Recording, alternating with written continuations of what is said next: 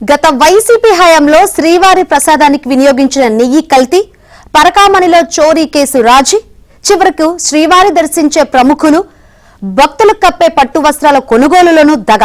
పట్టు పేరిట పాలిస్టర్ వస్త్రాలు కొనుగోలు చేసి మోసం చేశారు. గత పాలక మండల హయాంలో వెంకన్నలను, భక్తులను అందరినీ మోసం చేశారు. అక్రమాలు బయటపడుతూనే ఉన్నాయి.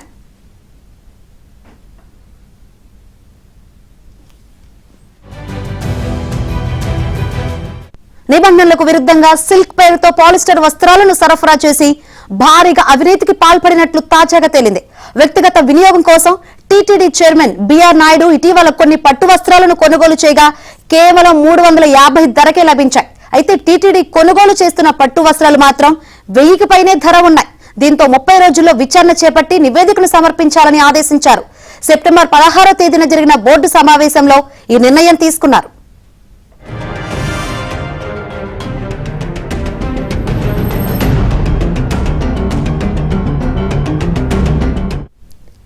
సాధారణంగా శ్రీవారిని దర్శించుకునే ప్రముఖులకు రంగనాయక మండపంలో పట్టు వస్త్రాలు కప్పి ఆశీర్వచనం చేస్తారు. అలాగే వేద ఆశీర్వచనం టికెట్ కొనే భక్తులకు ఈ వస్త్రాలు కప్పడం ఆనవాయితీ. టెండర్ల నిబంధనల ప్రకారం ఈ వస్త్రాలు స్వచ్ఛమైన మల్బరీ సిల్క్ తోనే నేయాలి. బోర్డు ఆదేశాల మేరకు విజిలెన్స్ విభాగం ఇటీవల తిరుపతిలో మార్కెటింగ్ విభాగంలో నూతన స్టాక్ నుంచి తిరుమలలోని వైభవోత్సవ మండపం నుంచి 2 చొప్పున శాంపిల్స్ ను సేకరించింది.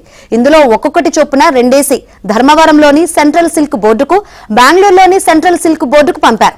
2 ల్యాబుల నుంచి వచ్చిన రిపోర్టులో పాలిస్టర్ వర్సెస్ పాలిస్టర్ గా ఉండడంతో అధికారులు షాక్ అయ్యారు. టీటీడీ నిబంధనల ప్రకారం సిల్క్ వర్సెస్ సిల్క్ లో ఈ వస్త్రాలు ఉండాలి. అలాగే వస్త్రాలపై సిల్క్ మార్కు హాలోగ్రామ్ కూడా లేనట్టు తెలుస్తోంది.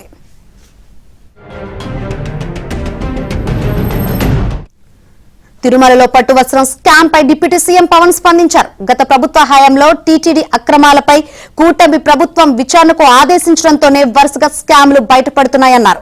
అలాగే పరకామణి విషయంలో జగన్ వ్యాఖ్యలు సరికాదన్నారు.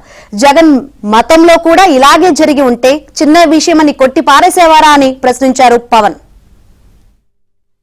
Devasthanam board, there's some kind of things will keep happening.